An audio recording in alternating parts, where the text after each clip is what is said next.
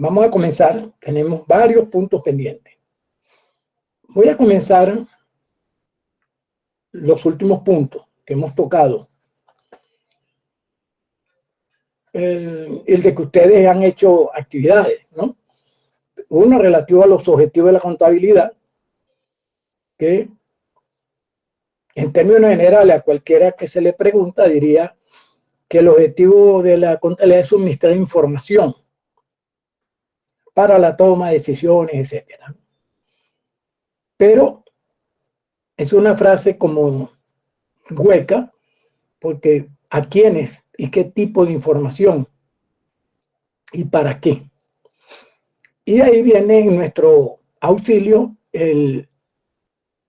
la página 8 de la AAA.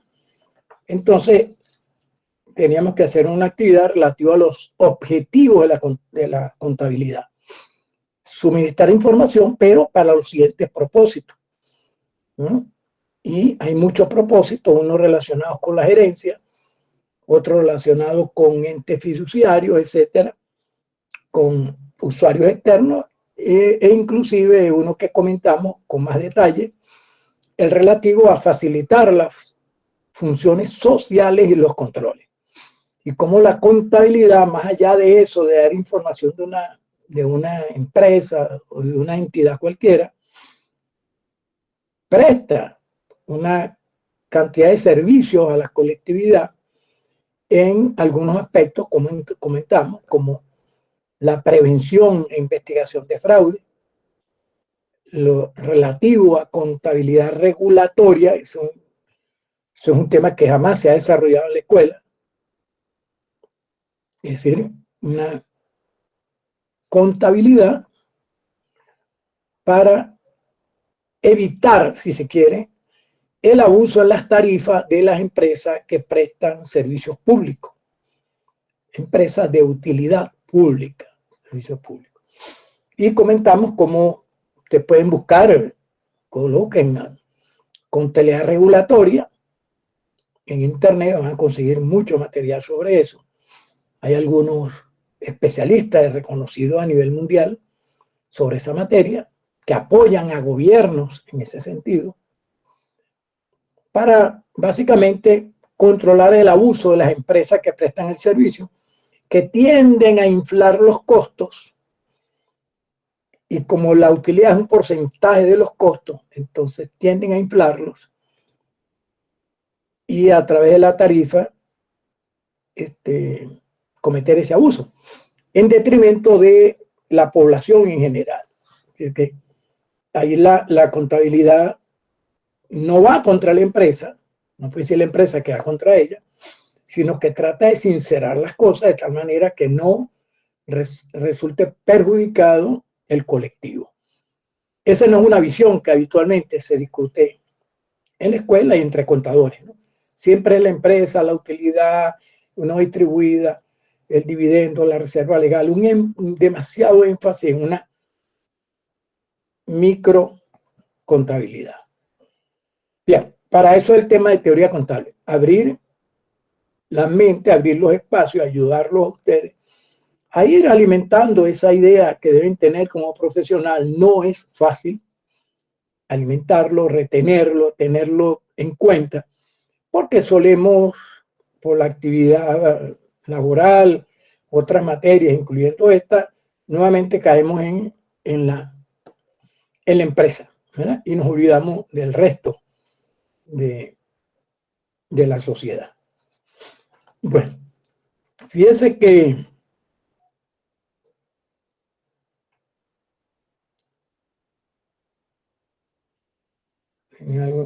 bueno.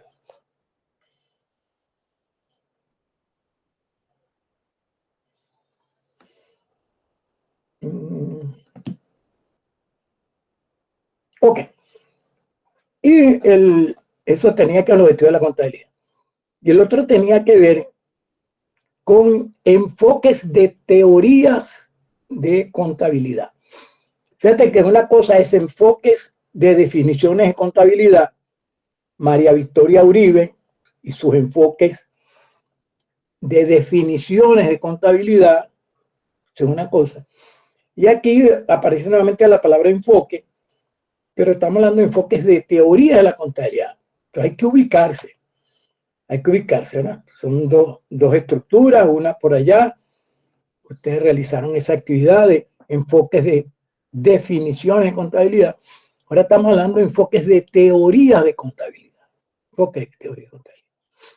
Y quiero que me acompañen en la página 3 de Hendriksen, ¿verdad? Ya para muchos ya lo empiezan a odiar, etcétera, o a querer. No es fácil querer a Hendriksen, ¿verdad? Es más fácil odiarlo. Pero él no tiene la culpa, ¿no? La culpa la tenemos los que no leemos contabilidad, tenemos un vocabulario, una idea muy limitada de la contabilidad, y entonces de repente aparece Hendriksen, oye, moviéndonos, llevándonos a otro nivel, a otro plano, que a lo mejor no estamos preparados. Bueno, si tú te quitas la cachucha del técnico y tratas de ponerte la de profesional, un profesional, ¿sí? Alguien que tenga masa crítica para opinar en contabilidad, para evaluar lo que otros pueden hacer. No a través de métodos de aplicación o no de normas, sino a través de toda una lógica que nos va a desarrollar este marco general de referencia que estamos tratando de construir. No es fácil, pero fíjate, en la página 3, cuando habla de los varios enfoques de la teoría de la contabilidad, dice el autor, yo no voy a leer, pues tengo problemas. Oriana, lee tú, por favor. Lea bien, haciendo espacio entre los puntos, las comas. Oriana Hernández. No sé cuántas Orianas hay aquí, pero estoy hablando de Oriana Hernández. Ok, profe. Oriana Paola dice aquí. Lea con calma, donde haya punto, coma, por favor le agradezco la pausa, de tal manera que podamos captar la idea. Siga. Ok. Los varios enfoques de la teoría de la contabilidad. Una vez determinados los objetivos de la contabilidad, hay que escoger uno o más entre varios enfoques de la teoría de la contabilidad a fin de obtener principios contabilísticos lógicamente concebidos. Estos objetivos, sin embargo, pueden modificarse con la evolución de la teoría, pero un cambio de los objetivos básicos podría exigir la reformulación de toda la estructura teórica. Por ejemplo, uno de los objetivos de la presentación de informes financieros podría ser suministrar información a los accionistas y otros interesados externos de la firma, con objeto de permitirles hacer predicciones útiles referentes a las operaciones futuras de la empresa. Este objetivo puede conducir al desarrollo de un concepto operativo de la utilidad para la empresa y para los accionistas y a una información que permita la predicción de las corrientes de fondos. Pero si el objetivo fuera de la medición de los beneficios sociales de la empresa, la medición de estos beneficios debe incluir el valor añadido a la economía y todos los beneficios y costos sociales no medidos directamente por el mecanismo del mercado. Ok, léalo hasta ahí un momento. Fíjense, entonces esta introducción nos ubica sobre la importancia de tener claro el enfoque, hacia dónde, qué pretende esta teoría que se está tratando de desarrollar. Y coloca un ejemplo que uno de los objetivos de la presentación de informes financieros podría ser suministrar información a los accionistas y otros interesados externos de la firma, de la entidad, no confundir aquí firma con firma de auditoría, de la empresa, la entidad, cualquiera que sea, con objeto de permitirles hacer predicciones útiles referente a las operaciones futuras de la empresa. Este objetivo, si ese fuera el objetivo, este objetivo puede conducir al desarrollo de un concepto operativo de la utilidad de la empresa, porque se está hablando con objeto de permitirle hacer predicciones útiles referentes a las operaciones futuras de la empresa. Este objetivo puede conducir al desarrollo de un concepto operativo de la utilidad para la empresa y para los accionistas, como los dos grandes interesados, y a una información que permita la predicción de las corrientes de fondo, ¿verdad? Porque hay interés en esos interesados externos, que son los que habitualmente son las fuentes de los recursos, los acreedores y los accionistas. Entonces está muy interesado en la capacidad de esa corriente de fondo, la capacidad que tenga la empresa para generar flujos de efectivo. De ahí, más allá de preparar el estado de flujo efectivo, por ejemplo, que es uno de los estados referentes a corrientes de fondo, quizás igual o más importante es interpretar, analizar ese estado. Eso no ocurre en la escuela. Claro, no ocurre en la escuela y puede haber gente que se moleste, pero muchos de los profesores que dan análisis de estados financieros, al no ser contadores, particularmente de la escuela, no conocen el estado de flujo efectivo, ni siquiera la preparación. Por lo tanto, no lo analizan. No entra en la discusión que se hace. A pesar de que la materia se llama análisis de estado financiero, se limitan a unos indicadores clásicos, demasiado clásicos, muchos de los cuales ya han perdido utilidad o no incorporan nuevos indicadores que son más valorados actualmente en el mundo de los negocios. Y el estado de situación financiera o balance general y el estado de resultados, y no se hace alusión al estado de flujo efectivo, pero tiene su importancia. Más allá que lamentablemente a veces los profesores de Superior 1 no profundizan en él, sino en la preparación, en el cálculo, que ustedes con un Excel, bueno, diferencia, y aquí tenemos ya el flujo operativo y vamos ahora a lo de inversión y financiamiento. Y hacerlo especialmente por el método indirecto, porque es el más fácil, el que fácilmente se puede hacer con Excel, abandonando el método directo, que es el que se recomienda realmente para evaluar los flujos efectivos. Pero hay un pragmatismo a no complicarse la vida, que entonces hacen que la información pase a ser irrelevante en algunos casos.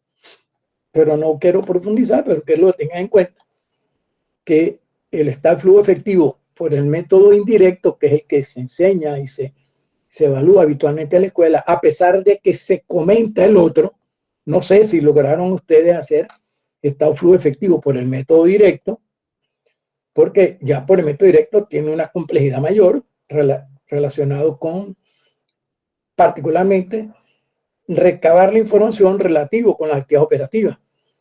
Pero ese es el que razonablemente informa sobre los flujos efectivos y no el método indirecto.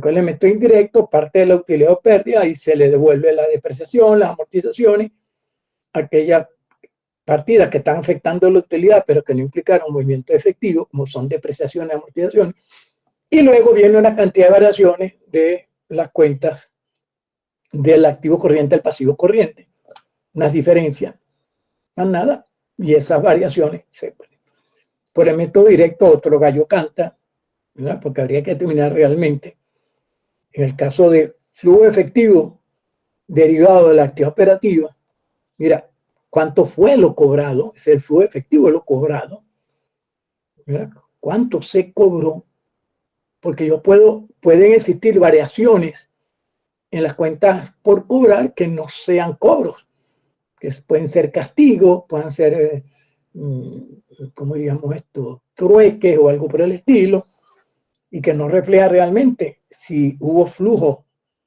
de efectivo derivado de las cobranzas. E igual pasa con el caso de las cuentas por pagar, que establece una diferencia, lo cuánto varió la cuenta de un año al otro, pero eso es indicativo de realmente cuál fue el flujo de efectivo que se utilizó cancelando deudas de distinta naturaleza. Entonces, pues, ese es el problema, que cuando la contabilidad presenta retos, lo que se hace habitualmente es buscar la salida fácil que no obligue a mover esto, sino diferencia y cálculo. Y por eso después no son capaces de discutir análisis de estado de flujo efectivo, porque un estado de flujo efectivo en base a eso te puede decir algo en términos de la actividad de inversión y la actividad de financiamiento, pero no te dice mayor cosa en términos de la actividad operativa, que es la actividad operativa es el núcleo central del negocio. Que ya vende, paga, cobra, compra, y tiene una serie de actividades operativas que quedan muy diluidas con una diferencia en base a Excel. Claro, en clase no se hace en Excel, sino ustedes con esa velocidad que tienen con las maquinitas determinan la diferencia y preparan este flujo efectivo. Bien, la contabilidad tiene muchos retos, es interesante, lamentablemente, ese pragmatismo, esa facilidad, el menor esfuerzo en todo, la está terminando en ser boba, en términos generales.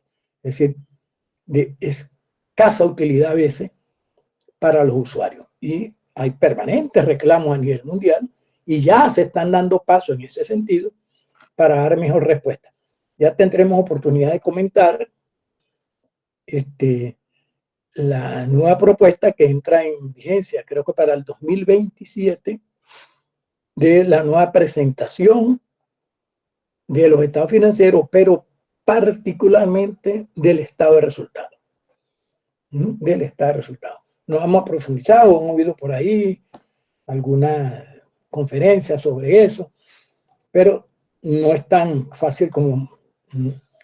De hecho, si ustedes van a tener la oportunidad de revisar el material que preparó YASB con respecto a este cambio, que lo considera el presidente de YASB, el cambio más importante en los últimos años que ha dado la contabilidad, y preparar un material en distintos idiomas, no solamente en inglés, en español, en árabe, en ruso, en chino, en japonés, es decir, con un impacto global, ¿sí? Y ahí el material es bastante completo y puede haberle llevado sus buenos meses de esfuerzo colectivo, un esfuerzo mancomunado e involucrando a varios países para producirlo. Pero bueno, pero fíjense lo que dice aquí al final ese párrafo que acaba de leernos Oriana.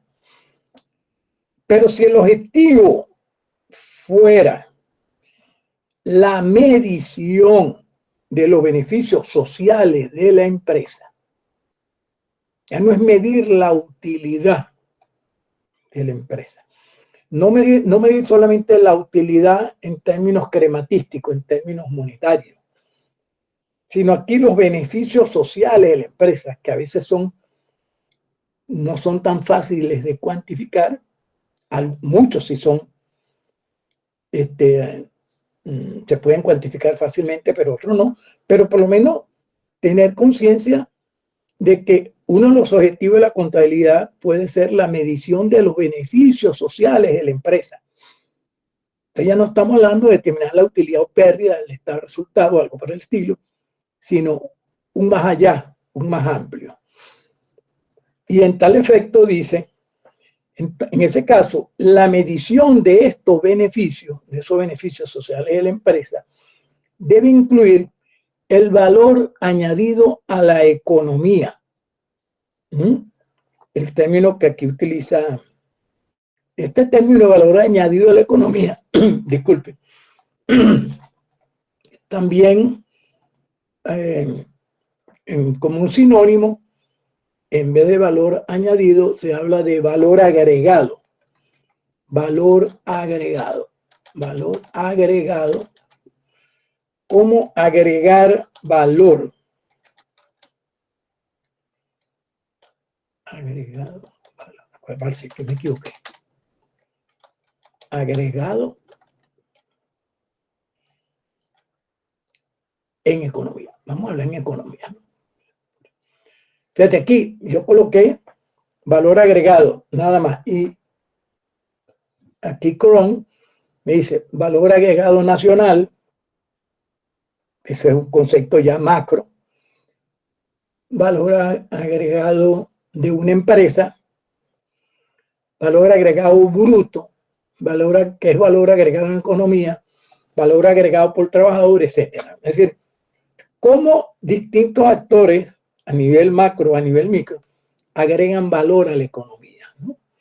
Aquí, si voy a valor agregado, definición, me dice, fíjese, primero dice, en América también se le conoce como valor añadido. Y me metí aquí rapidito en algo que está aquí, pues. El valor agregado o valor añadido, que es el término que utiliza aquí Hendriksen, pero es el mismo valor agregado, se habla más de valor agregado que de valor añadido. Y el valor agregado o valor añadido es un concepto utilizado en economía, en finanzas y en contabilidad con dos significados diferentes. Desde el punto de vista contable, la gran diferencia entre el importe de las ventas y el de las compras, es decir, la diferencia entre los precios de mercado y costo de producción. Esto es algo de Wikipedia, ¿no? Wikipedia tiene sus buenas limitaciones a veces. Entonces, ok, dice, precio de mercado. A nivel empresarial, del análisis de costo-beneficio, significa la diferencia entre el ingreso de una empresa y los costos de materia prima, capital fijo y variable, papá. Pero también habla que en términos económicos el valor agregado es el valor económico adicional, valor agregado, el valor económico adicional que adquieren los bienes y servicios al ser transformados durante el proceso productivo. En otras palabras, el valor económico con determinado proceso productivo añade al consumo intermedio que se conoce Todo esto, todo concepto tiene que ver con economía, finanzas y contabilidad. Y aquí, dentro de la misma Wikipedia, dice, según el Manual de Contabilidad Nacional, estamos hablando de macrocontabilidad, según el Manual de Contabilidad Nacional de Naciones Unidas, los componentes del valor agregado son los siguientes. La remuneración de los asalariados.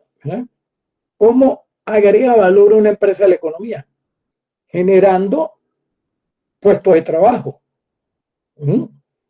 Entonces, una empresa que gane mucho dinero en términos de resultados, pero no emplee muchos trabajadores, indudablemente que agrega menos valor a la economía que una empresa que puede ser que inclusive esté dando pérdida, pero mantiene 500, 400 puestos de trabajo.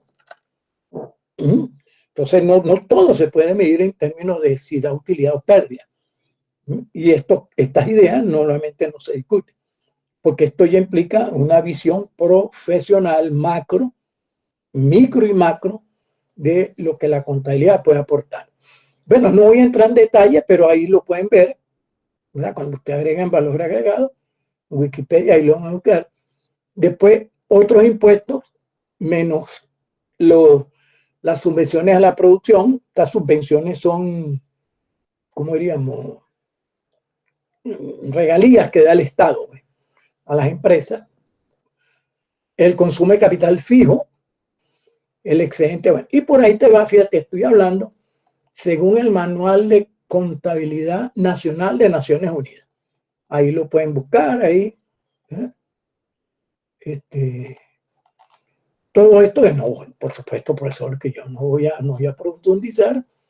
Quiero que sepan, pues, que Hendriksen ahí nos indica que no solamente, ¿verdad?, hay que buscar un objetivo relacionado con la generación de utilidad y flujo de fondos para las empresas, para los dueños y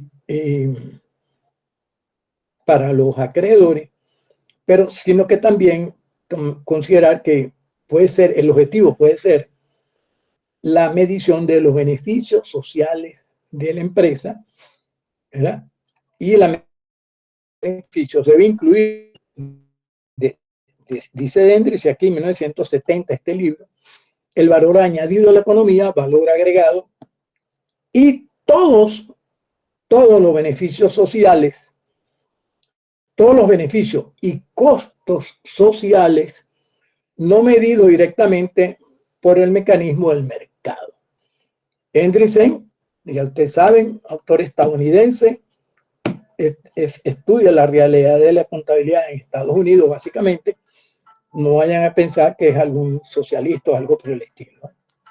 Y aquí me está avisando mi alarma, porque cada vez que doy clase con ustedes me emociono y se me olvida, y yo no estoy para que se me olvide tomar mis medicamentos. Antes sí me podía ese lujo, ahora no. Entonces ya me avisó, tómate tu pastilla.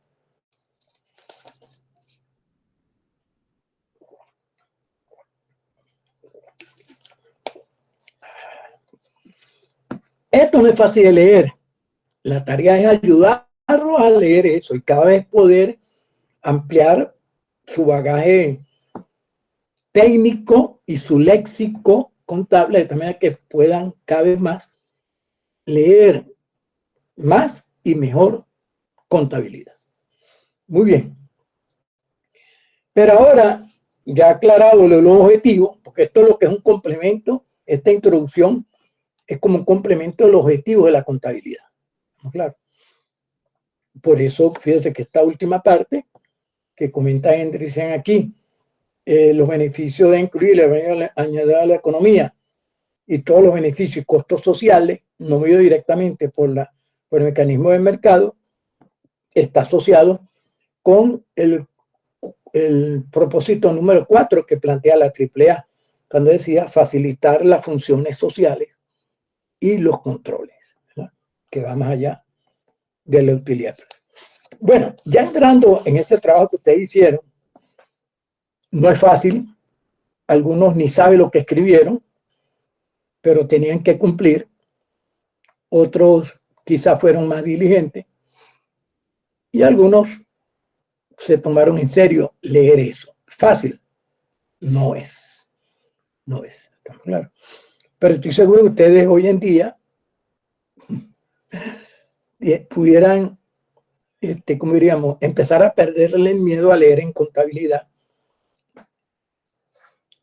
cuando ya se tuvieron que enfrentar a esto, pero a veces, como te digo, lo hacen automáticamente viendo la televisión o viendo un streaming o qué sé yo, o un influencer, muchos influencers, ¿verdad? O viendo por qué no leyeron a Vinicio el balón, etcétera. Sí, estas cosas más importantes que leer contabilidad, porque ustedes van a vivir de eso, de lo de Vinicio, van a vivir del clásico, van a vivir de Gamal Yamil y van a... lo único interesante aquí de todo eso es que La Guaira está de primero, lo demás es secundario. ¿Verdad? Tiburones para encima. Muy bien. Sí, hay que tener conciencia, oye, de qué piensas vivir. Si tú haces influencer, si tú haces productor de podcast y eso, está bien.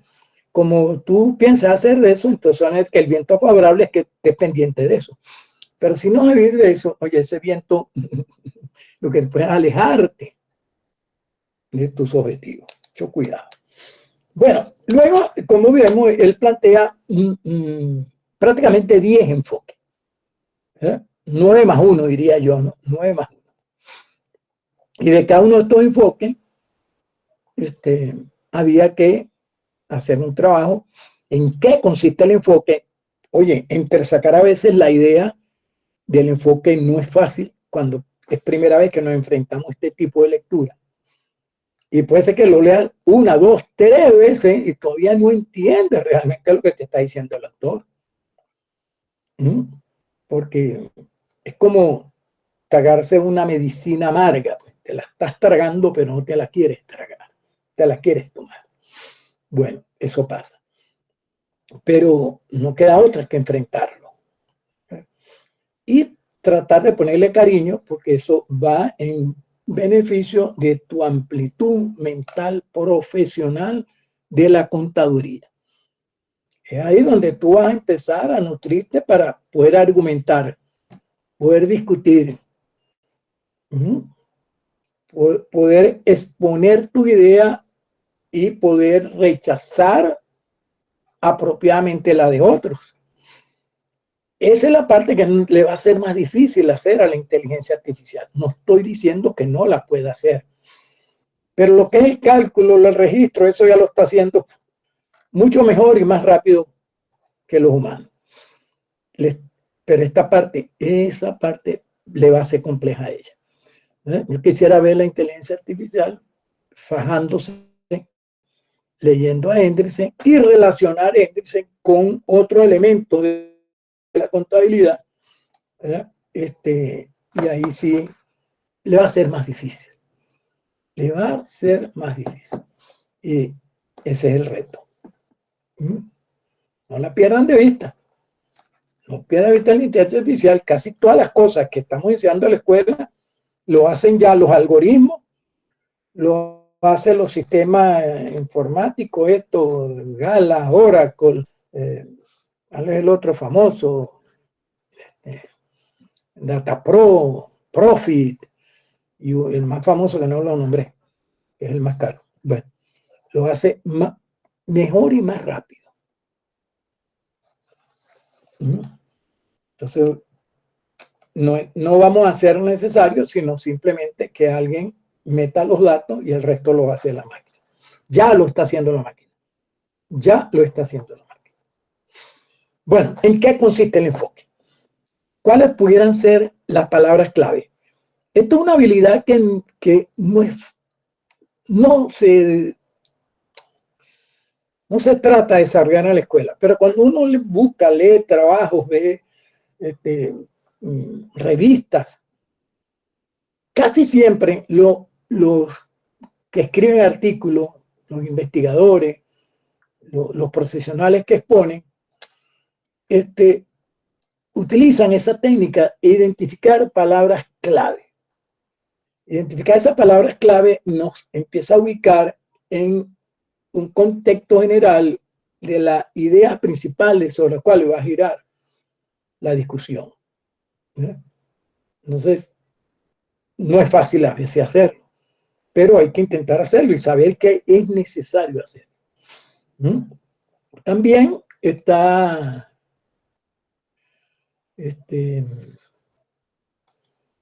cuáles son las ventajas y cuáles son las desventajas de cada enfoque.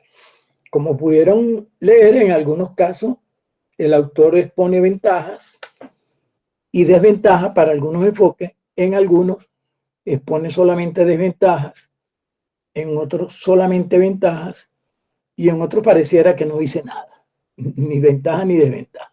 Pareciera, ¿no? Hay que a veces escudriñar y es posible que se identifique ventaja o desventaja. Pero no es homogéneo el tratamiento, ventaja y desventaja, no.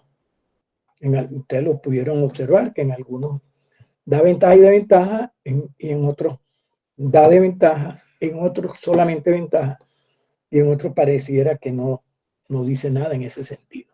Pareciera. Muy bien, muy bien, muy bien. De esos enfoques nosotros en clase, el día jueves, comenté, por ser uno de los más importantes y más difíciles de abordar, tal como está redactado aquí en el capítulo 1 de Hendrickson, es el llamado el enfoque del razonamiento deductivo. Partiendo de ideas básicas, simplistas, que podemos haber oído antes, método deductivo, ir de lo general a lo particular, método inductivo, ir de lo particular a lo general. ¿Estamos claros? Entonces, pero ¿cómo se va a lo particular a lo general o de lo general a lo particular? Eso no, a pesar de que vemos técnica de investigación bibliográfica, metodología de investigación 1, metodología de investigación 2, y estos que son los dos métodos más básicos de investigación científica, realmente no son abordados, que les deje a los estudiantes algo para el futuro. sino que habitualmente se pasa la materia, metodología 1, 2, etcétera, y empieza con una rapidez increíble, un olvido que después no se aplica casi en el resto de los estudios. Cuando pudieran ser ideas muy importantes que desde un comienzo, si esa materia está allá abajo, bueno, desde un comienzo deberían tenerse muy presente. Bien, entonces entrando con el razonamiento deductivo, ahí copiamos en la pizarra cómo se va de lo general a lo particular. Ese tránsito de 7 estaciones, ¿verdad? Viendo lo más general, que serían los objetivos, ya hemos suficientemente justificado o comentado la importancia de los objetivos. Y luego, otro elemento general serían los postulados. Postulados, hipótesis, supuestos básicos. Estos son algunos términos equivalentes en el razonamiento deductivo. Postulados, hipótesis, premisas básicas, supuestos básicos. Ok. Ya aclaremos lo de los postulados, etcétera.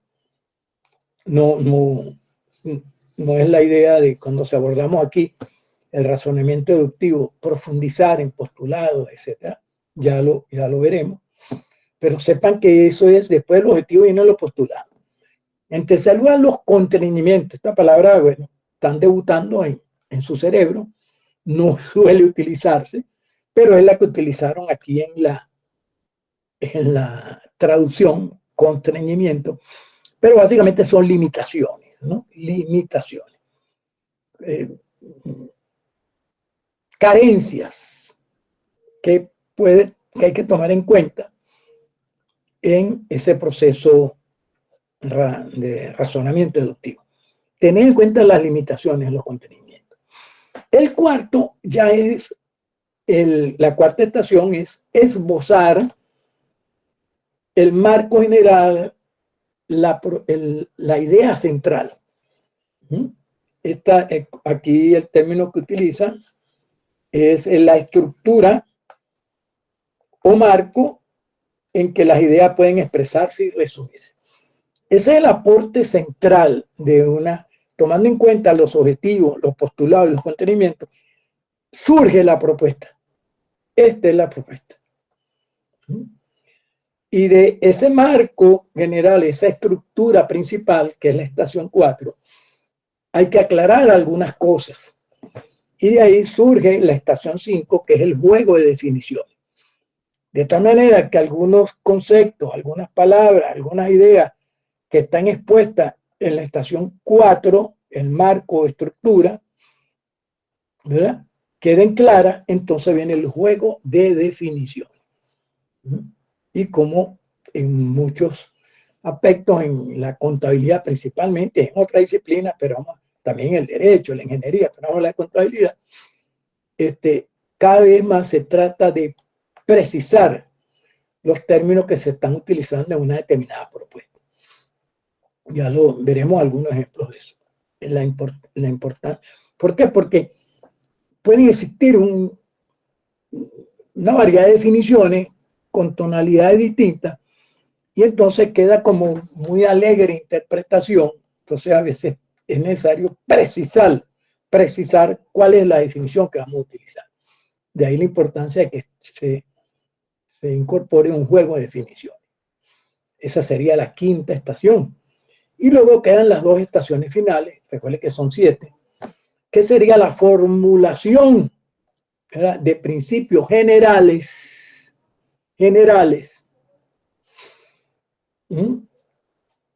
Principios generales que pueden recibir muchos nombres, ya veremos. Y terminar, la última estación ya sería principios específicos, la aplicación diríamos, a operaciones específicas, concretas. Entonces se va de lo más general, formulación de objetivos, qué pretendemos, qué es lo que queremos, y a través de ese tránsito con postulado, constreñimiento, estructura o marco, el juego de definición y los principios generales, aterrizar en los principios específicos. Claro, ya veremos cómo esta idea, vean esta idea que tiene Hendrix aquí, que es una idea, un desarrollo lógico deductivo, ¿verdad? Yo no sé si hubo la intención o no la hubo, para mí sí hubo la intención, de que esta propuesta de Hendrix en 1970 sale el libro, eso seguramente lo redactó antes, o lo que recoge aquí Hendrix, porque normalmente que esas son ideas que recoge todo lo que él estudia.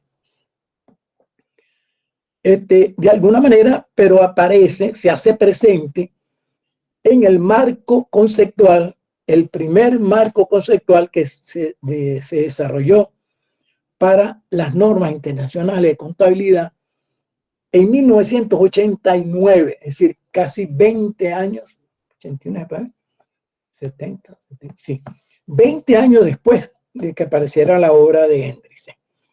Y ese marco, al tener este desarrollo lógico-deductivo, partiendo de objetivos, postulados, hipótesis, tomar en cuenta los contenimientos, el marco de estructura, el juego de definiciones, los principios generales, e intentar aterrizar en los principios específicos, entonces tiene un impacto para comprender, como mucha gente no es capaz de hacerlo, el marco conceptual. Porque al desconocer que está en presencia un desarrollo lógico-deductivo, entonces tú lo que ves que, bueno, que hay que exponerlo así, en ese orden, pero sin saber el porqué del orden. El porqué del orden. Lamentablemente, digo lamentablemente, porque algo que está lógicamente concebido y después sustituido por algo que no tiene esa lógica y por lo tanto no está. Te lo aprendes, te lo memorizas, pero no lo deduces, ¿verdad? Nosotros vamos a ver cómo manejamos eso. No es fácil, pero intentar. Nada es fácil. Parece que aquí nada es fácil. Bueno, después ustedes se encargaron de cada uno de nosotros, ¿no? Del inductivo, del ético, sigo en el orden, del enfoque basado en la conducta, el sociológico, el macroeconómico, el pragmático, que el pragmático es distinto al no teórico, ¿no? Claro, eso es una de las dudas que a veces se le presenta a los que están leyendo con propiedad, no los que están haciendo eso mecánicamente, sino los que están profundizando. Oye, que a veces no logro diferenciar bien entre el pragmático y el no teórico. Pero si hay duda, la tratamos de aclarar. Los que la tengan, a lo mejor nadie la tiene. El enfoque basado en la teoría de la cuenta y finalmente dice enfoques eclécticos de la teoría de la contabilidad. Antes de comentar el ecléctico, entonces quisiera, si alguien tiene una pregunta, algo que hacer sobre lo que escribió, lo que leyó de todos estos enfoques, desde el deductivo hasta el de teoría de las cuentas. Ha abierto el derecho de palabra y levantó la mano. ¿Quién la levantó? No veo aquí bien. Yo, profe Jessy Prato. Buenas tardes. Jessie Ann. Jessie Ann, buenas tardes, Jessie. Ajá, dígame, Prato García, que me está picando los zancudos aquí. Justamente una de las dudas de donde surgía mi pregunta de cómo diferenciar la parte del enfoque no teórico del pragmático. Hay como dos palabras claves por cada uno. Por ejemplo, el no pragmático, si no me equivoco, hacía mención acerca de prácticas mercantiles existentes. Y por otro lado, Correcto. el no teórico hablaba más que todo acerca de los principios generalmente aceptados. O sea, esa era como la condición de ese enfoque. Aún así, observé que ambos, según lo que estuve leyendo, ninguno de los dos genera teoría o sirve para desarrollar la teoría. Ok. Perfecto. Bueno, vamos a empezar por lo último que dijiste. Ambos han sido utilizados en el desarrollo de teoría. Es decir, tanto el no teórico como el pragmático. Y puede decirse que quizás teoría de contabilidad, ¿no? En la génesis, los primeros movimientos de la contabilidad apuntaban hacia estos dos enfoques. Fíjese, el enfoque pragmático, una de las palabras clave es la utilidad. De hecho, hay una parte ahí que dice que se supone que la teoría que no tenga un uso práctico inmediato es una teoría pobre. Es decir, si, fíjate que dice uso práctico inmediato. Entonces es una teoría pobre. Es una sentencia que aparece aquí al final del párrafo 1 del enfoque pragmático y que seguramente muchos de ustedes destacaron. Pero dice ahí, el pragmatismo filosófico está marcado por la doctrina de que el significado de las concepciones ha de buscarse en su orientación práctica, su aplicación práctica, que la función del pensamiento es como una guía de la acción y que la verdad debe ser probada preeminentemente por las consecuencias prácticas de la creencia. Es decir, como decía Santo Tomás, ver para creer. Es decir, si no creo, si no lo veo. Entonces, si no veo una aplicación práctica, entonces considero que no debo hacer un esfuerzo. ¿Eso qué ocurre? Que si yo me quedo en un enfoque pragmático, que en el desarrollo de una teoría de cualquier disciplina, eso puede constituirse como un freno al desarrollo de esa disciplina, al desarrollo de su lógica. Porque si no le veo una utilidad práctica, entonces no lo investigo, no lo indago, no lo estudio. En cambio, porque como dice aquí, tiene que tener un uso práctico inmediato. Si no lo veo, entonces no lo estudio, no profundizo. Si yo me alejo de este enfoque y digo más allá de ese uso práctico inmediato, puede aportar para el desarrollo de la disciplina, de la ciencia, etcétera, entonces se empieza a abrir espacios, investigaciones, aportes, ¿verdad?, que superan al pragmatismo inmediato. Pragmatismo inmediato. Dice aquí, en su aplicación a la teoría de la contabilidad, mitad del primer párrafo, en su aplicación a la teoría de la contabilidad, el enfoque pragmático incluye la selección de conceptos y técnicas de contabilidad basados en su utilidad, porque tiene una utilidad inmediata. Se considera que los principios y procedimientos son útiles, se alcanzan los objetivos de la dirección empresarial o se ayudan a los accionistas u otros lectores a interpretar los estados de contabilidad y contribuyan a lograr sus objetivos específicos. Fíjate que todo este pragmatismo, esta utilidad gira en torno a estos actores, ¿verdad? La gerencia, que es la dirección empresarial, los accionistas y otros lectores, principalmente los acreedores. Y dice a interpretar estados de contabilidad. Es decir, no se va más allá. Entonces, indudablemente, con este enfoque pragmático es difícil que se pueda haber pensado en estado de valor agregado, estado de valor añadido, el balance del bien común y otras cosas. Porque es probable que eso no tenga una aplicación práctica inmediata, pero tiene una utilidad para el mundo de la contabilidad y de la finanza, etc. Que no lo vemos, no lo discutimos, pero existe. Entonces, luego, bueno, desarrolla el resto de la idea, pero se centra en eso, en que tengan uso práctico inmediato y que ese uso práctico inmediato normalmente se reduce a dar respuesta a estos usuarios, la dirección empresarial, que es la gerencia, los accionistas y otros lectores. Y se deja por fuera a otros actores, se deja por fuera a otros considerando, etc. Pero ojo, se desarrolla una teoría con ese enfoque. Vamos a hablar. Que esa teoría está muy limitada. Eso es cierto. Y es probable que lo aparezca, no recuerdo, dentro de las desventajas. Fíjate que aquí, en la página 16, aquí sí desarrollan ventajas y desventajas.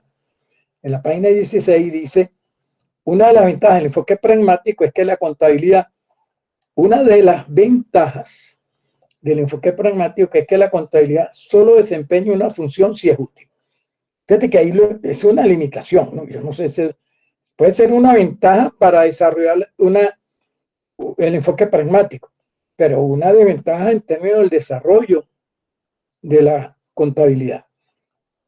Punto y seguido. Pero hay que suponer que los contadores saben qué es lo más útil para sus propias firmas o clientes y para los usuarios de informes financieros externos. Entonces aquí le crean un compromiso al contador de identificar qué es útil para el usuario. Y debido a la variedad de usuarios, lo que puede ser útil para uno puede ser no útil para otro. Sin duda, la regla de costo-mercado, lo que sea más bajo, y el conservadurismo tuvieron sus orígenes, oído con esto, en la creencia pragmática de los creadores, de que los acreedores, fíjate esto, creencia pragmática de que los acreedores prefieren ver los recursos corrientes, los recursos circulantes o a corto plazo, valorados en menos, por debajo, valorados en menos que valorados en más. Fíjate esto. Que los acreedores prefieren que los recursos corrientes o a corto plazo valorados en menos que valorados en más. Y de que esta presentación tuvo también como resultado mejores decisiones por parte de la gerencia. Indudablemente que, como dice, que esto es un conservatismo, un conservadurismo. Por eso que dice el conservatismo, oye, fíjate esto, costo-mercado el que sea más bajo. Es una práctica conservadora, es decir, mira, vente por lo menos. Cuando dice costo-mercado el más bajo, existiendo las dos mediciones, prefiere la menor. Costo-mercado utiliza el más bajo de los dos. Entonces dice aquí, bueno, estos acreedores prefieren que verte por debajo a que tú aparentes tener una mejor posición de la que tienes. Pero aquí empiezan estas contradicciones. Entonces esta idea de costo-mercado más bajo es conservadora. Es muy con esa idea pragmática de que los acreedores prefieren verte por debajo. Pero sin embargo, dice de seguida en la página 16, el enfoque pragmático tiene muchas desventajas serias. Ese pragmatismo tiene desventajas serias. La estética más seria es probablemente que no existen criterios básicos para determinar lo que quiere decir con útil, que es lo útil. Hay esfuerzos para aclarar eso, pero sigue siendo. Y fíjate que esto es uno de los enfoques de definiciones de contabilidad que maneja María Victoria Uribe, el enfoque de la utilidad de la información. ¿Utilidad para quién? ¿Para quiénes? ¿Con qué fines? Puede haber limitaciones eso. ¿Para quién deben ser útiles los datos de contabilidad y para qué propósito? ¿Para quién? ¿Para qué? ¿Para quién? ¿Y para qué fines? Los informes que no revelan ciertas pérdidas o ineficiencia de la dirección empresarial pueden considerarse como útiles para la gerencia. Útiles para la gerencia, pero estás ocultando pérdidas, porque aquí dice que no revelen ciertas pérdidas o ineficiencia de la dirección empresarial, pueden considerarse como útiles para la gerencia. Está tapando sus carencias. Pero no siempre serían útiles para los accionistas, que quiere ver si aquel dividendo que va a repartir razonablemente existe. Y no que ese dividendo exista porque hay pérdidas que no están incorporadas, que fue lo que pasó con varios de los casos que vimos el jueves de demanda contra las empresas. La mayoría de las demandas, eso que llamamos negligencia, es haber ocultado pérdidas y estar llamando activos cosas que habían perdido esa característica. Y cuando algo que tenía característica de activo la pierde, eso pasa a ser una pérdida. Entonces esto es algo, que uno de los dilemas permanentes ¿verdad? Determinar la razonable utilidad. Y entonces empiezan los sesgos de la gerencia, el sesgo del contador, y también termina prestándose el auditor externo. Y de ahí las demandas. Y entonces, ¿cómo nos van a reconocer como ciencia? Cuesta. Cuesta. Es decir, porque una misma realidad económica de la empresa, profesionales independientes, pudieran llegar a conclusiones muy distintas.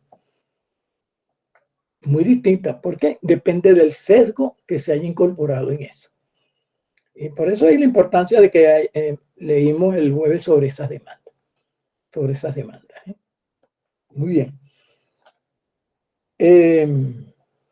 Y por lo tanto, no siempre serían útiles para los accionistas ni para los inversores potenciales. ¿Por qué? Porque le estás pintando una realidad que no existe.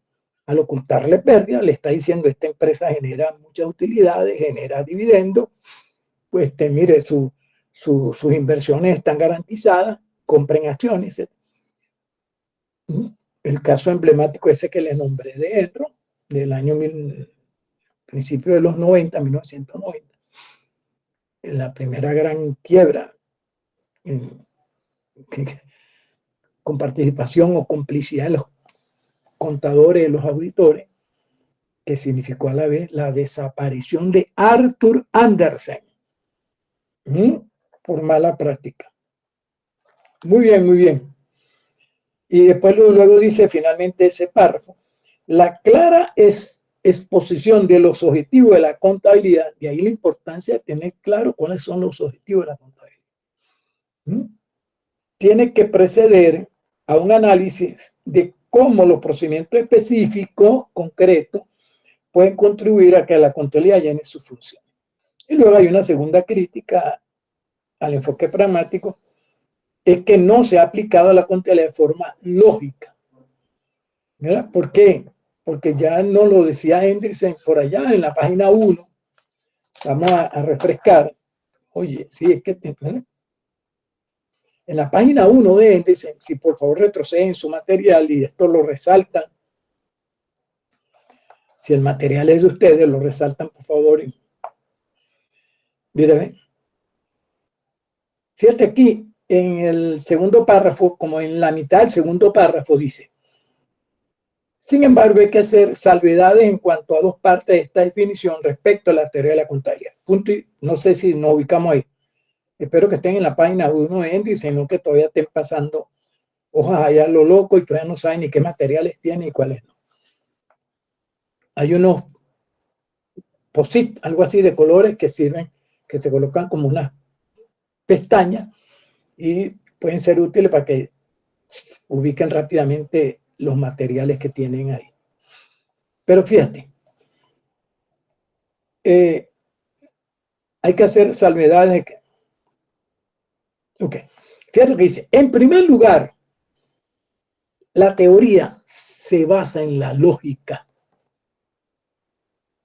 La teoría se basa en la lógica. Y no toda la práctica está concebida lógicamente. Fíjate esto. ¿Por qué? Porque muchas veces la práctica obedece a intereses. ¿Ves? Y a veces esa práctica no está obedeciendo a los fines de la contabilidad,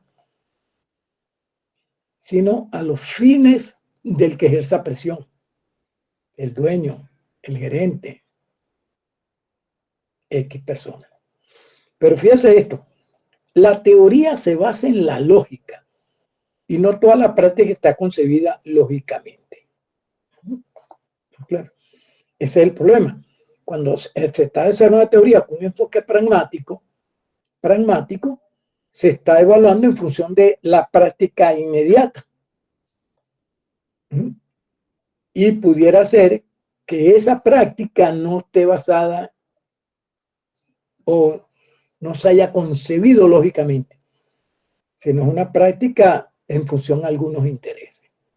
Entonces de ahí, cómo destaca esta desventaja Hendriksen cuando dice aquí, ¿dónde está? Ya me perdí. Ajá. Ok. La segunda, vuelvo a la página 16, la segunda crítica al enfoque pragmático es que no se ha aplicado la contabilidad de forma lógica, porque la práctica puede ser que no haya sido concebida lógicamente, y la teoría sí debe tener esa idea. Y por consiguiente no puede decirse realmente que es un enfoque teórico, que más o menos lo que dice Jesse. Bueno, ¿es o no un enfoque? Sí, es un enfoque de teoría de la contabilidad, pero tiene sus limitaciones. Y esas limitaciones son las que aquí se pone el autor y que hemos comentado. Ahora sí Si aclarado, profe. Correcto. ¿Verdad? Si todo se va en función de esa práctica normalmente está afectada por intereses. Y entonces esos intereses a veces no son los lógicos, pero son los que se utilizan. Hay muchos ejemplos de eso que podemos discutir en términos de teoría de contabilidad, pero no da el tiempo para hacerlo en términos de que es una materia de un semestre y no un semestre, lo que estamos hablando de teoría. Bien, eso en cuanto al teórico. Ahora, el enfoque pragmático. En cuanto al enfoque no teórico, ¿no te parece contradictorio? Un enfoque de teoría de la contabilidad que no es teórico. Bien. Y dice aquí, en la página 17, aunque el hincapié, el esfuerzo, aunque el hincapié en uno solo de los precedentes enfoques de la contabilidad pueda carecer de una estructura de pensamiento lógico y por ello no ser teórico, en casi todos los casos se han realizado esfuerzos para entrelazar los conceptos con las estructuras teóricas mediante su combinación con otros enfoques. Cuando los que leyeron los enfoques eclécticos es que no hay enfoque puro, sino casi todos los enfoques se nutren de otros enfoques, de otras ideas. Pero sí, considerando que como los enfoques presenten casi todo independientemente cuál es el enfoque, pero los enfoques que se hacen presentes en otros enfoques son el enfoque deductivo y el enfoque inductivo, por estar relacionados con los principales métodos de investigación científica. Hay muchos enfoques, entonces tienen, ya lo vamos a ver, muchas propuestas teóricas que tienen ideas utilizando el enfoque deductivo y esa misma estructura teórica, otras ideas utilizando el enfoque inductivo. Ambos presentes en el mismo enfoque. Bueno, pero sigamos aquí con lo no teórico. Sin embargo, oído aquí, sin embargo, casi todas las prácticas de contabilidad han sido implantadas sin necesidad de cimiento teórico, porque lo que se está dando es una respuesta práctica a situaciones determinadas. Sobre todo en los orígenes de la contabilidad, de respuesta práctica. Por ejemplo, el método empleado por el Instituto Norteamericano de Contadores Públicos antes de 1959 y en gran medida a partir de entonces, en el desarrollo de principios de contabilidad se basó principalmente en argumentos prácticos no teóricos. Es decir, se argumentaba de la perspectiva práctica, no de la perspectiva teórica, porque no había cimientos teóricos. Ubiquen la fecha, 1959. ¿Estamos claros? Porque 1959, a partir de ahí, hay como un quiebre. Sí empieza a manejarse con fuerza la idea de que la contabilidad debería tener cimientos teóricos. Tenemos que ubicarnos aquí en 1959, porque en este momento los principios de contabilidad que se utilizaban a nivel mundial eran los estadounidenses, porque eran ellos los que tenían inversiones en cualquier parte del mundo y ¿cómo diríamos? Exportaban también el conocimiento contable. Aquí en Venezuela habían llegado por aquí desde las décadas de los 20 y los 30 a traer las empresas petroleras, a exportar el petróleo, posteriormente otros minerales, pero traían a sus contadores y aquí los que éramos unos aldeanos, vendedores de algo de café y banana, y entonces empiezan aquí, las prácticas se empiezan a desarrollar, son las prácticas de Estados Unidos, porque con sus inversiones traen. Pero esto mismo ocurrió por allá en el Medio Oriente, ocurrió en todos lados, porque eran los grandes exportadores de capital. Era la época de que todo lo que usted compraba y lo revisaba, estoy hablando de aquella época, yo soy testigo viviente de esa época, casi todo decía Made in USA.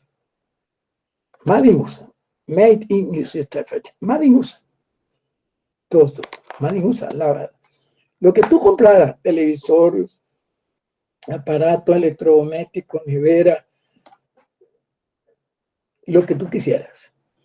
Cubiertos, platos, tazas, poncheras, ollas, bicicletas, patines, lo que tú quisieras. Made in USA. ¿Cómo han cambiado las cosas? Hoy en día, ¿qué creen ustedes que hice por ahí? ¿Qué creen ustedes que hice por aquí? ¿Qué creen ustedes que hice por aquí? ¿Qué creen ustedes que dicen el ganchito ese que tienes en el pelo? ¿Qué creen ustedes que dicen en la mayoría de los zapatos que ustedes se ponen? ¿Qué creen ustedes que dicen en la mayoría de los electrodomésticos y en las neveras, etcétera, etcétera, que están en sus hogares? ¿Qué creen que dice? Made in USA.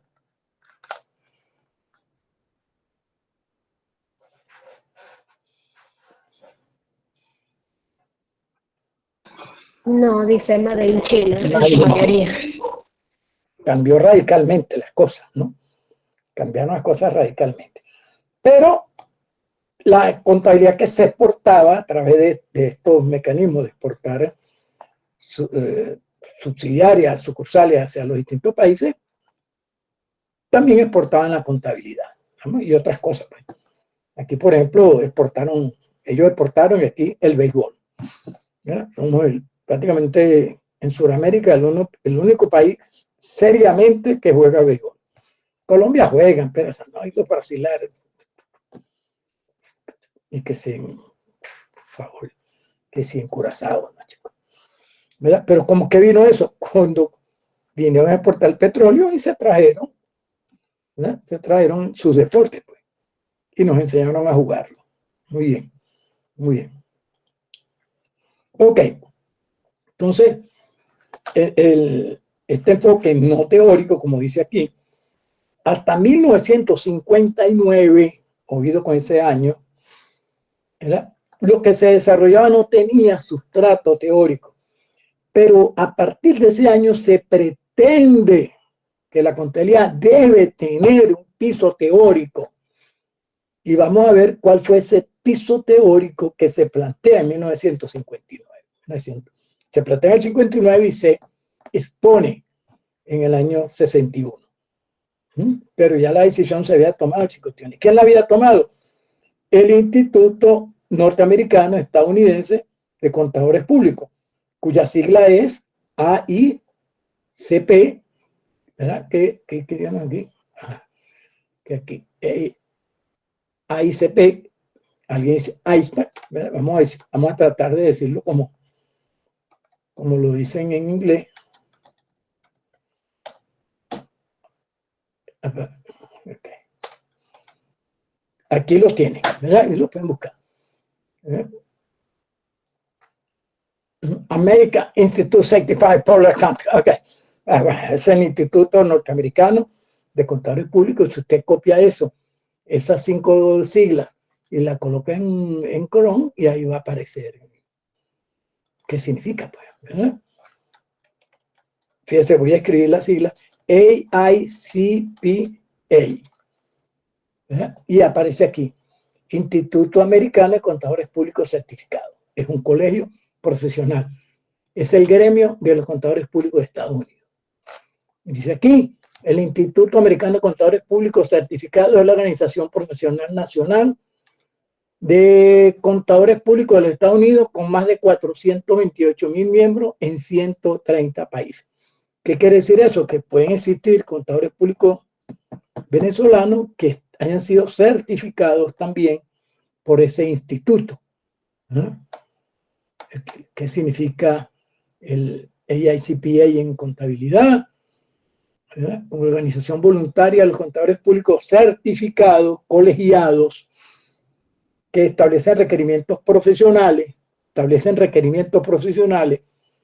conduce investigaciones y publica materiales referentes a la contabilidad, auditoría, servicio de administración de consultoría e impuestos. Existe ese organismo, también tiene su revista, no sé cuándo fue fundada, no sé. Ah, sí, 1887, claro, por ya la fundaron. Aquí está, lo pueden buscar y la conocen. Tiene su sede en North Carolina y por ahí te va. Como le digo, usted, después que se gradúe, usted puede tratar de colegiarse ahí, pero tiene que presentar unas pruebas y, por supuesto, ser perfectamente bilingüe. Pero no es fácil colegiarse. Mucha gente que ha intentado y no pasa los exámenes. Es probable que ahora los pasen con la facilidad de la trampa online, pero antes había que ir para allá. Tal día tenían que presentar. La mitad de lo que iban a presentar, normalmente la mitad eran mexicanos y después regaditos de otros países, muchos de Japón, etc. Como le digo, tiene presencia ahí en más de 130 países. Para que sepan qué es ese organismo, Instituto Norteamericano de Contadores Públicos, es el AICPA. Bien, y dice aquí que ante 1959 el desarrollo de principios de contabilidad se basó principalmente en argumentos prácticos, no teóricos. Se estudiaron procedimientos o técnicas específicas, fíjate, se estudiaba vía inductivo, se iba a lo particular y se recomendaron ciertos procedimientos a base de su utilidad, si hay una relación entre el enfoque teórico y el enfoque pragmático. Sin dependencia, sin tomar en cuenta un armazón general de teoría de la contabilidad que lo comprenda todo, ni la necesidad de interdependencia de los varios procedimientos recomendados en diferentes esferas, lo cual quiere decir que en algunos procedimientos, en algunas esferas podía haber contradicciones entre ellos, pero no tener un piso teórico era válido porque estaba ocurriendo en la práctica. Luego dice, sin embargo, los principios de procedimiento recomendaron ganaron en responsabilidad cuando fueron aceptados generalmente con posterioridad.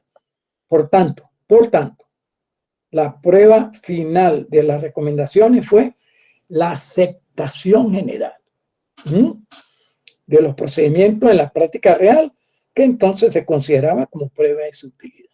Es un enfoque no teórico. Claro.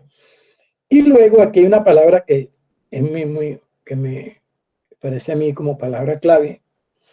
Dice aquí, por su dependencia de la aceptación general, porque depende que sea aceptado sin tener piso teórico, si no sea lógico o no lógico, si tenga piso teórico o no tenga, si es aceptado, es válido, dependiendo de la aceptación general.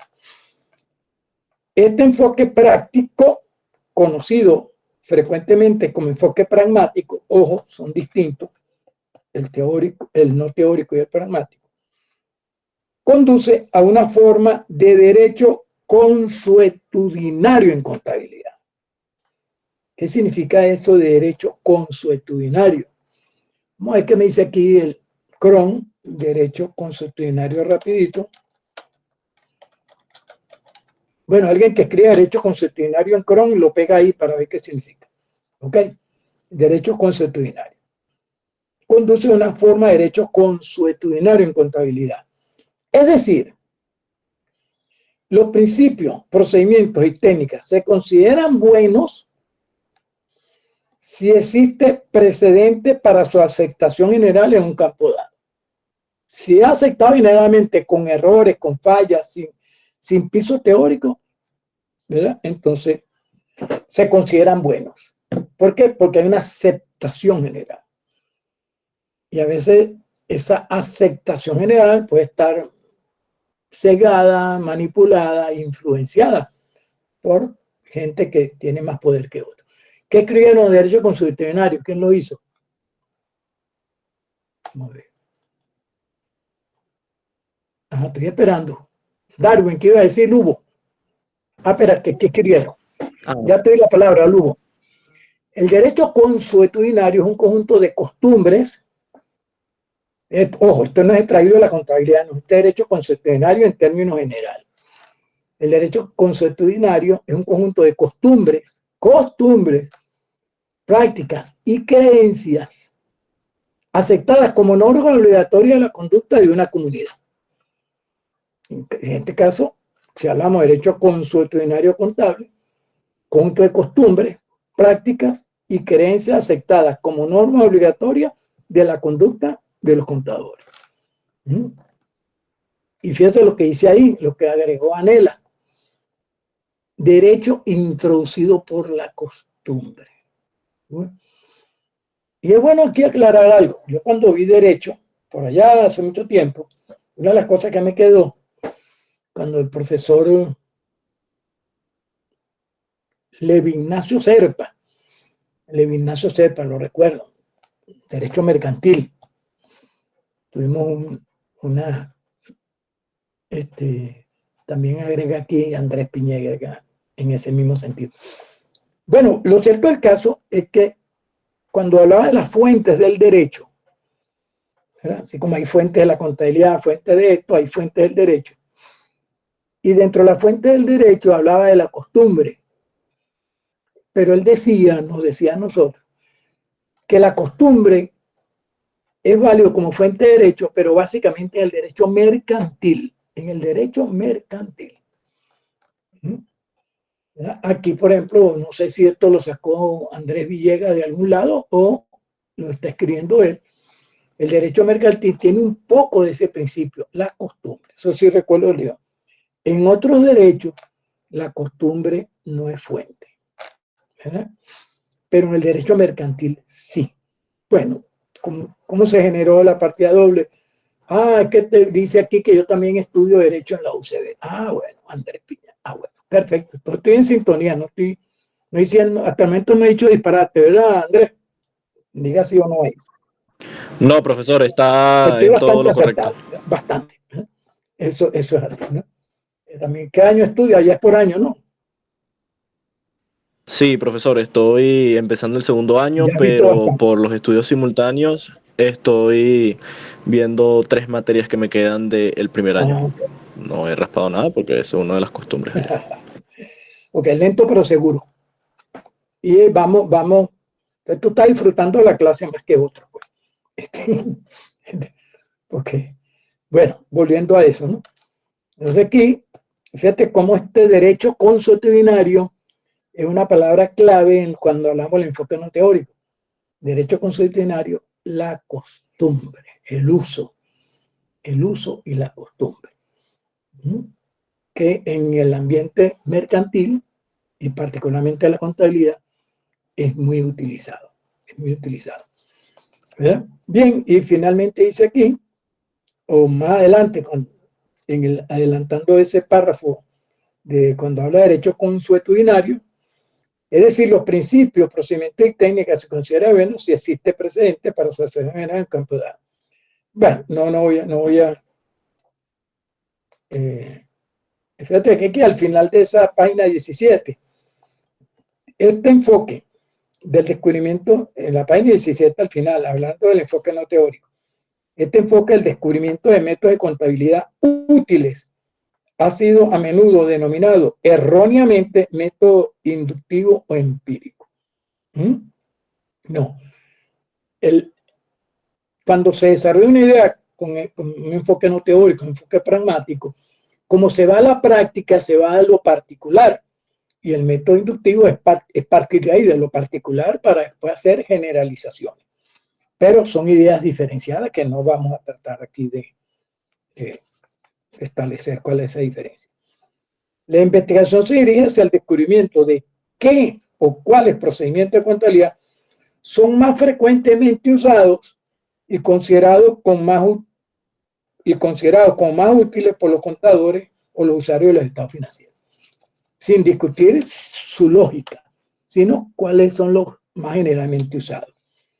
Y agrega, el método de la investigación utiliza cuestionarios, entrevistas, y estudios de informe y estado de contabilidad. Bueno, y por ahí hay una, no voy a profundizar. Entonces, esto sirve. Mira, Lugo, ¿qué iba a decir tú, Darwin? Buenas noches, profesor. No, lo que iba a decir era lo que estaba comentando del derecho consuetudinario, que yo lo había Ah, ok. investigado cuando estaba haciendo la tarea y que sí, que son normas que no están escritas, pero se cumplen porque en el tiempo se ha hecho costumbre su cumplimiento.